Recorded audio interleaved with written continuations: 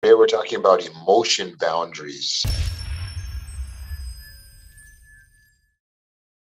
This concept of boundaries is one that we've been discussing and talking about how we can set boundaries not just for other people in terms of what they're allowed to do, but setting boundaries in terms of ourselves.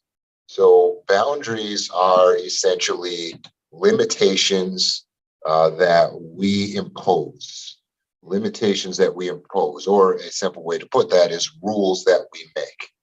So, boundaries are limitations that we impose or rules that we make. And who are we making these rules for? Well, we're making them in order to protect ourselves, our resources, our health. And we're making these rules for really anyone, including ourselves. So just like we would set limitations on how much someone could dip into our bank account or have access to our body, that's setting boundaries.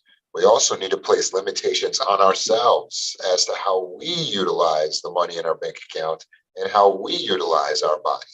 So we have to have our own personal boundaries, our own personal limitations that we impose, our own rules that we make up for ourselves that we have to follow.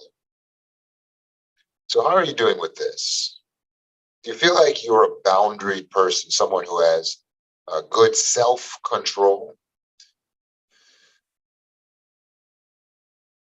Oftentimes, for trauma survivors, they find themselves trying to manage other people's thoughts, other people's actions, other people's emotions.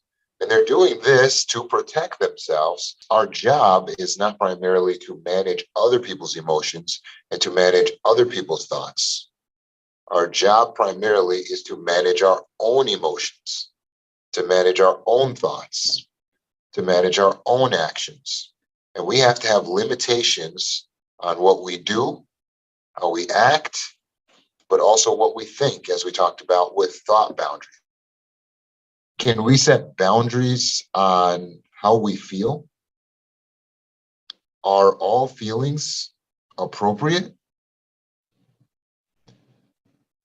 Well, it might be surprising for some to realize that there are actually some feelings, some emotions that are inappropriate. The school of thought that whatever you feel is okay is actually a destructive, unhealthy, inaccurate way of thinking. Whatever you feel is not necessarily okay, just because it may be your feelings. So we need to have boundaries set on what we allow ourselves to feel. And so we'll call these emotion boundaries. So do you have emotion boundaries? What are some feelings that would be inappropriate feelings?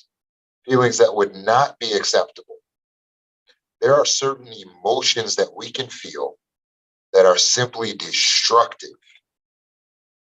There are things that we can feel that are detrimental. There are ways of feeling that are unhealthy and that will just hurt us. And we have to have a boundary on ourselves where we say, no, stop. I'm not going to feel that way. So, what are some examples of feelings that would be inappropriate?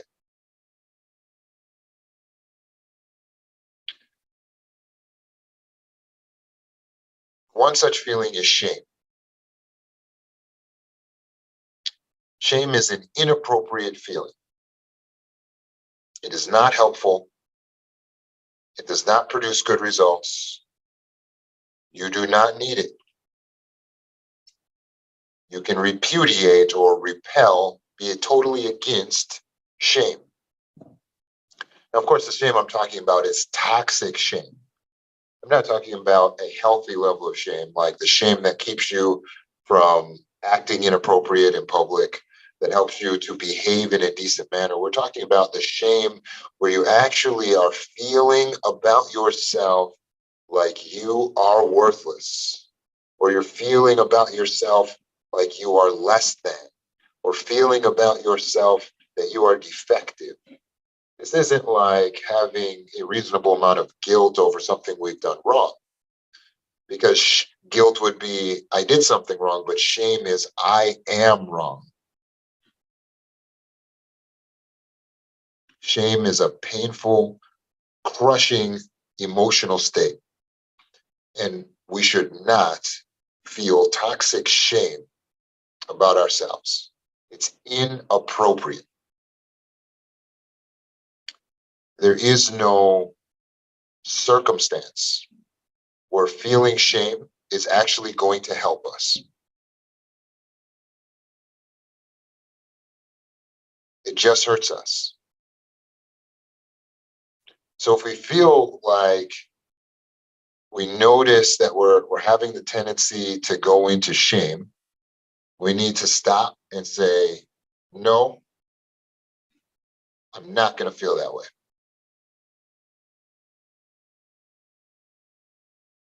Set the boundary. Just like you would set the boundary on anyone else who would try to do something inappropriate to you, you say, no, stop. You're not going to do that to me. You have to say that to yourself.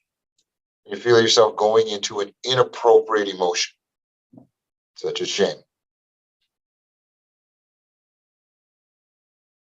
We have to recognize that if we allow ourselves to feel shame, that shame can lead to a host of other mental illnesses such as depression or low self-worth and low self-esteem. Shame is viewing yourself as inadequate, inferior, not enough. That is a lie. It is a mood state that's based on a false way of thinking. So it's based on false beliefs about the self. And it's fueled by a maladaptive way of thinking. So we have to totally reject shame. It's not helpful for us. It's not good for us. So let's put the emotion boundary right there. Draw the line in the sand. I don't feel shame. In fact, I totally reject shame. That should be your mindset. I totally reject shame.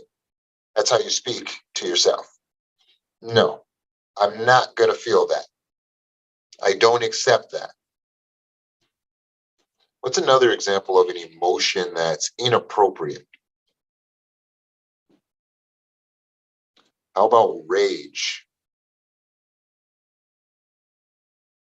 Rage is an inappropriate emotion.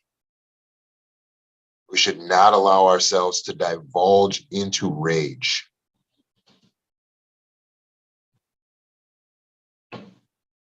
Now, at times, things may be upsetting. But rage, we're talking anger that just spirals to the point where it's out of control, or worse yet, we are being controlled by the anger. It's not helpful. Many, when they're going through their healing process, when they start to think back to the persons who abused them, they start to feel a sense of anger, and that's normal. But if we keep going down the rabbit hole of thinking about things that people did that violated our values, then it can make us angrier and angrier. And then when we start to allow the anger to guide our emotions, now we're in rage. I'm sorry, to allow the anger to guide our actions, now we're in rage. We have to totally abandon rage. It is not helpful. It is not good. There is hardly ever an appropriate circumstance for it. And although at times it may feel justified, it does not produce good results in your life.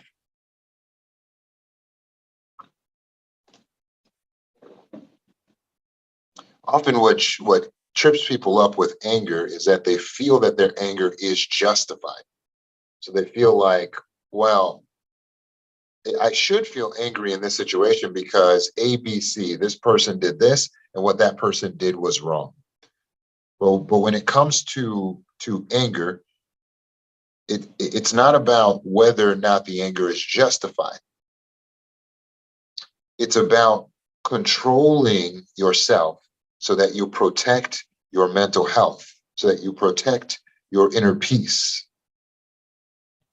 And you're not protecting your inner peace when you allow the anger to well up inside of you and start to control your emotions and your actions. You should not allow anger to control you. It is your responsibility to control yourself and to protect your peace and to protect your mental health. And you do that by abandoning rage. So when we start to feel ourselves getting angry, we have to remind ourselves of this simple fact. Anger is rarely the appropriate response. There is a good use for anger. For instance, anger is an action emotion. It dumps the chemicals into our system like adrenaline that helps us to run faster, punch harder, right? So if you see someone attacking your daughter or your wife, this is a good example of a time to get angry so that we can take action, push that person off, right?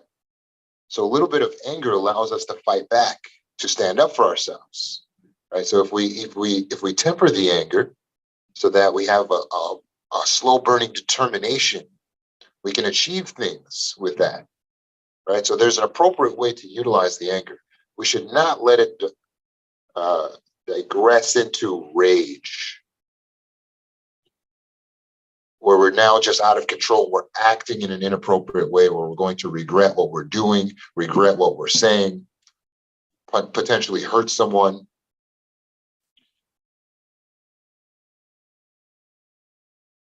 Or closely related to rage is another inappropriate emotion, resentment or bitterness. Bitterness and resentment are like when you take all that anger and that rage, but you go, oh, I don't want to show it out on the outside, and you just pull it down on the inside and you're just holding it inside your chest. That's bitterness and resentment. You got all that anger, but you're feeling it and it's directed towards someone, like laser pointed toward a certain person or a certain situation. You've got all this bitterness, all this resentment, a feeling of hatred for another person, a feeling that something wasn't right or something was wrong or unjust.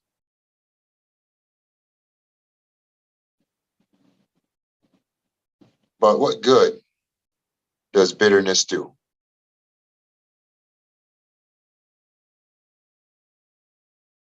What good does resentment do?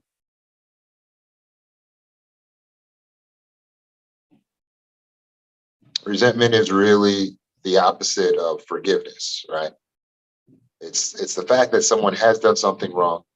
It's the fact that someone has treated us unfairly. A situation has been unjustified, but the way we're choosing to deal with it is to hold on to the unjust feeling, to allow it to pull us into anger by ruminating and thinking about it again and again and again from just that one angle. But holding on to bitterness or resentment is like taking poison and expecting the other person to die. You're not punishing anyone but yourself.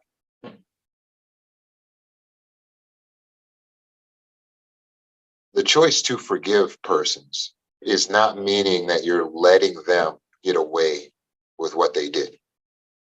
The choice to forgive persons is letting yourself get away from what they did.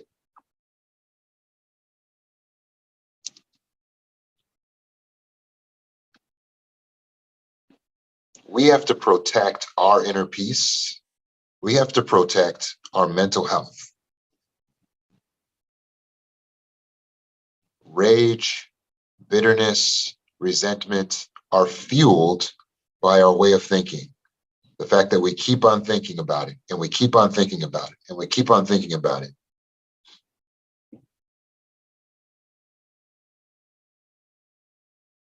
They live on the foundation of a false belief.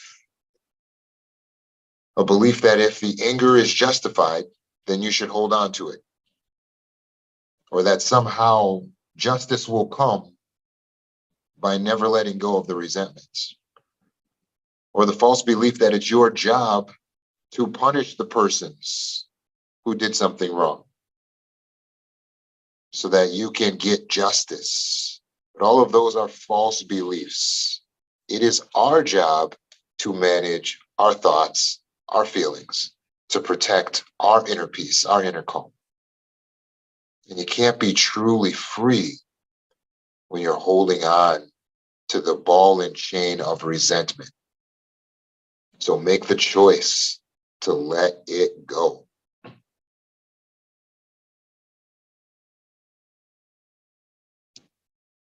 You're too valuable. Your thoughts, too valuable. The space that it takes up in your brain, it's too valuable. Do not simply sell it away to inappropriate emotions such as bitterness, resentment, rage. So what should we do? We have a choice. Rage is a choice. Holding on to resentment is a choice. We are making a choice to do that.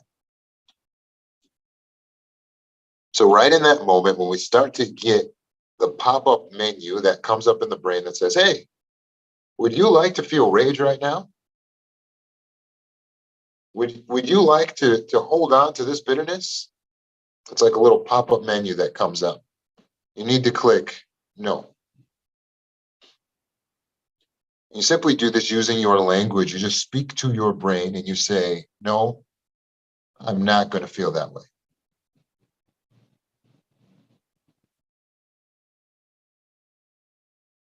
So someone does wrong to you. A loved one cheats on you. Your family lies to you. You can observe what it is they're doing, right? But when we stop, be still, be thoughtful, be observant, be patient, and we're able to see exactly what the person did and what it reveals about their character. And it will inform us for our future decisions, but we do not have to hold on to any bitterness, any resentment. We do not have to evolve into rage. We can simply be still, be thoughtful, be observant as to what we're seeing, and move on. And when the pop-up menu comes up and says, hey, do you want to hold on to this? You can simply say, no, I don't want to feel that way. I choose to forgive. I'm not going to forget what the person did. I'm not going to forget what type of person they've revealed themselves to be. I'm not going to open myself up to continue to be hurt by them. But I'm going to let it go because I need to protect my inner peace. I'm not letting them off the hook because it was never up to me to have them on the hook. It's not my job to punish all the wrongdoers on planet Earth. It's my job to take care of my mental health, to protect my peace.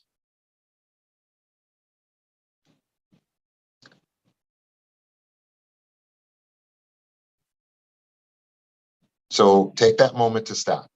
Be still, be thoughtful, be observant, be patient. Oftentimes when we notice that we fell back a little bit on our healing regimen or something that we learned that we weren't going to do and then we did it, and we start to feel upset with ourselves and we self-condemn. Self-condemnation is an inappropriate emotion. Draw a line in the sand. No, I'm not going to feel that way. Do not self-condemn. Being angry and bitter and rageful at yourself is also inappropriate. You need to forgive you. You need to forgive yourself as well.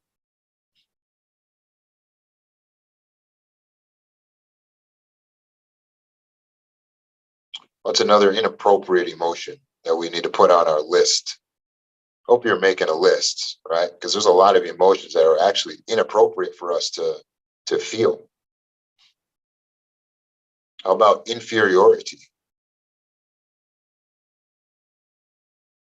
It's inappropriate for you to feel inferior because you are inferior to no one. We might use those terms at work, like a superior, inferior. I might use those terms at work, but there are no such things. Human beings are not superior and inferior to each other. So you should let go of the concept of inferiority. You are not inferior to anyone. Along those lines, superiority. We don't need to drop onto the other side and walk around thinking that we're superior to anyone. We're not. Now, don't get me wrong. We have superiorities, as in gifts. We have certain things that we can do, say, think, that are better than the other people around us, but then we notice what kind of can humble us is to realize they have some things that they can do, say, and think that are better than us too. But that's what makes us equal. They have their gifts, we have ours. So we're not superior, but we're not inferior. Don't ever go around thinking that you're inferior to anyone. What's another emotion that's inappropriate? How about worthlessness? It's based on a false belief. No human can be worthless. Feeling an emotion like that is abusive to the self. Because you would never tell your child, well, you should feel worthless. So don't ever tell yourself that. It's completely inappropriate. It's abusive toward a human being. We were not designed to feel worthless. We were not designed without worth. We were designed with value. We're born into the world with our value, right? Where do you get your value from? You were born valuable. When you think back, no, I had it before that. Before I got my master's degree, I had my value, right? Only before the bachelor's, I still had my value. And before my high school diploma, I still had my value. Where did my value come from? It wasn't when I graduated middle school. Oh, yeah, I've had my value since I was born. So you cannot feel worthless because it contradicts reality. Reality is you were born with your value. You were born valuable. So you need to let your feelings align with reality. So if you start to feel a sense of worthlessness, you must immediately repudiate that feeling and say, no, I'm not going to feel that way. I'm not worthless. If you start to feel a feeling of inferiority, you have to repudiate that feeling and say, no, I'm not going to feel that way. I'm not inferior. It's starting to make sense, these emotion boundaries. It's not okay for us to feel these things. It's not okay. You can't say, well, I just feel what I feel. We've come too far. We now understand that perceptions are what shape the feelings, and we can shape our own perceptions. So you have to decide to fix what you're thinking of, to change the movie that you're playing or the story that you're telling yourself that's making you feel what you're feeling.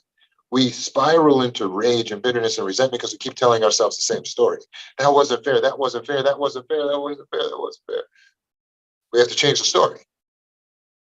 Yeah, but what makes me special and the only person who shouldn't experience injustice? Oh, but life's not fair, isn't it? No, it's not. I don't want to feel this way. I'm not going to feel this way. I choose not to feel this way. You, the conscious being, step into the power position. The emotions don't rule you. You are the ruler of your body and the ruler of your mind. So you decide, you tell your mind what you will feel and what you will not feel. Let's add to the list. What are some other feelings that are inappropriate for us to feel? How about helplessness, powerlessness, helplessness, powerlessness, helplessness. Powerlessness is actually against basic tenets of truth. A basic truth about human beings is that we are powerful. You were made to be powerful.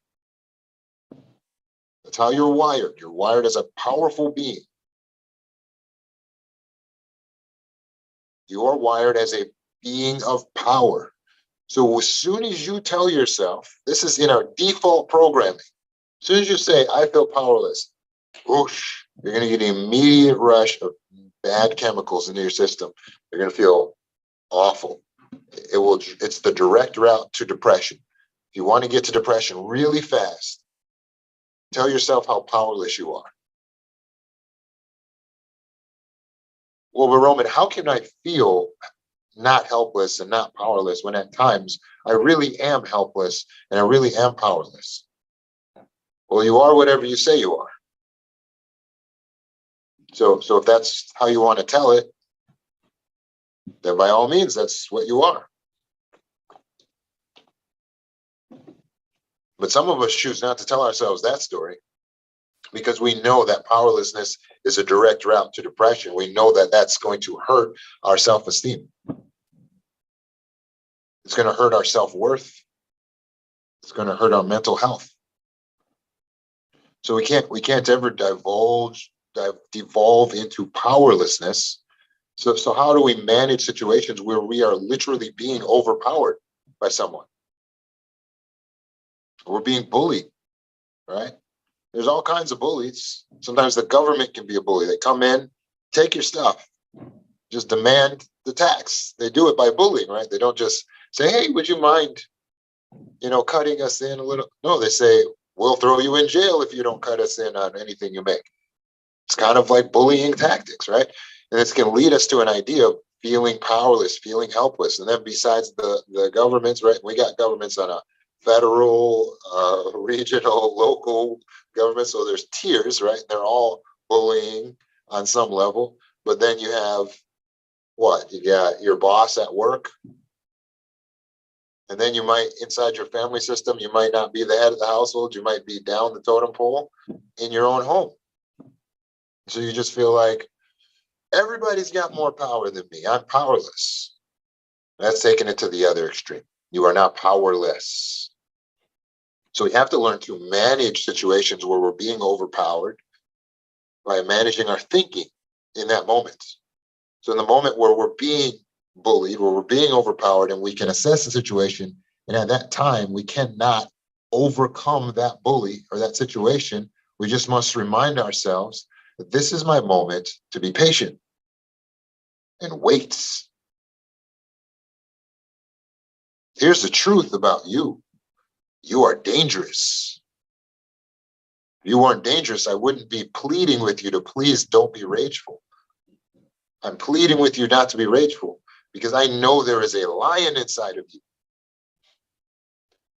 You might know too, and it might have come out before. Because when you hold back and you hold back and you hold back and you're like, no, I'm not gonna, no. I'm just nice. I just please. And then woof, one day, roar, that lion comes out and you become violent or verbally violent. You're tearing somebody up. Or you disappear, you get in your car and you just run away, ghost everybody.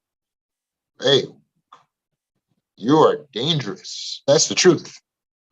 But what you've been doing by being afraid of yourself, being afraid of your emotions, that's not the way to manage your dangerous self. I want you to embrace that you are dangerous as a good thing. It is actually good that you are dangerous. Own it and control it. Because when you remember that you are dangerous, this pulls you out of the mindset of powerlessness, you see. So in the very moments In the very moment that you're being bullied by someone, a dangerous person says, okay,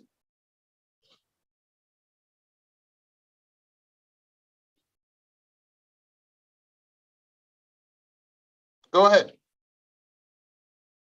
A dangerous person does not say, oh, but I'm powerless, I have nothing, I'm helpless, I'm helpless. No, no, no. A dangerous person says, okay, you're getting your moment right now.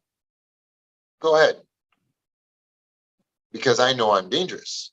So the moment when the tide turns in my favor, I'm going to strike swiftly and quickly because I am not powerless. I'm going to do exactly what I need to do to care for myself, to protect my children. Now, am I talking about revenge? Well, no, it's just very simple, right? So take a scenario where you have a husband and the husband is bullying the wife. If a wife is in touch with her dangerousness, her personal power, in the moment that she's being bullied, she may pause and be patient to endure that moment. Endurance. But she says in her brain, she says, okay, I see how this man is. And then when he's out of the house, he's gone, she packs up her stuff, she takes her kids, she moves them to safety. You have personal power. You do the same thing, your boss at work starts bullying you, just, okay, patience, because you're dangerous. And then one day, it might not be tomorrow, but a couple weeks from now, a couple months from now, you walk in and you have that sweet moment of handing in your 2 weeks notice because you've already found another job, but you didn't say anything to anyone. You kept it to yourself because you're powerful. So don't ever allow yourself to feel powerless. There are moments where we may be getting overpowered by another person, but our power never left. We are still powerful. We just must simply be in our strategic, logical mind about the situation. Strategize to put yourself back into personal advantage.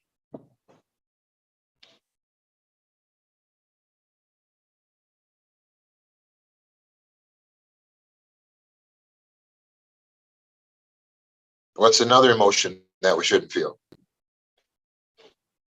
We're already here now, so let's keep going.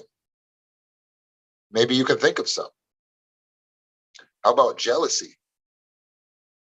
Jealousy is inappropriate because you should never be comparing yourself to someone else only to look at what they have and to devalue what you have because you like something that they have. That's inappropriate.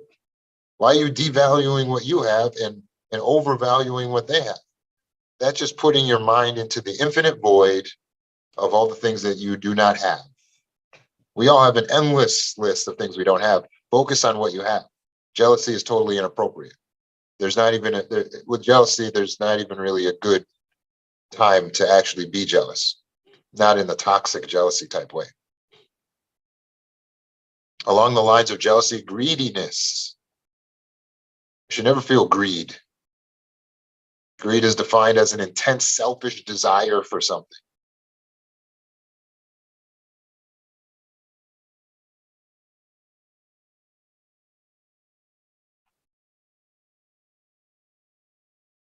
We need to be able to balance our empathy for other people with our ability to provide for our own needs.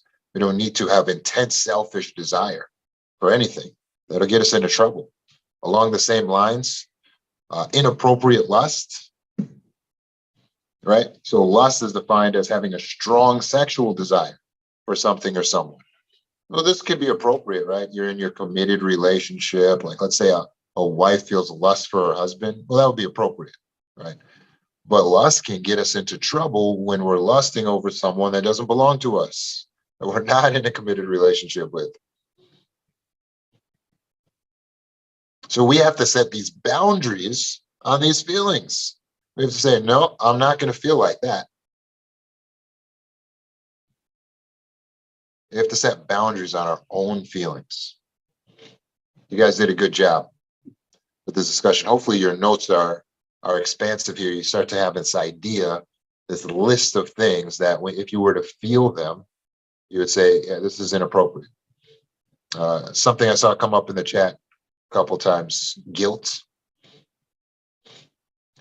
There's an appropriate time to feel guilt, right? And then there's inappropriate guilt. So yes, toxic guilt, which devolves into shame, is inappropriate. It's appropriate to say, well, what I did wasn't right. It's appropriate. If we do something bad enough, it's appropriate to feel a sense of guilt. But it's so important that we don't allow guilt to control us. That's not the point of guilt.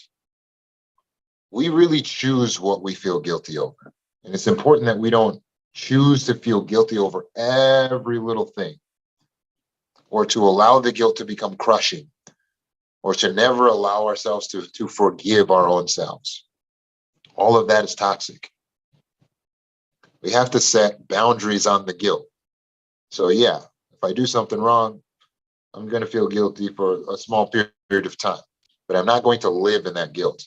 I'm not going to fail to forgive myself, right? So you have to set that boundary. At a certain point, you have to say, no, I'm not going to feel guilty for that, because not all things we should feel guilty for. Sometimes it's necessary for us to forgive ourselves.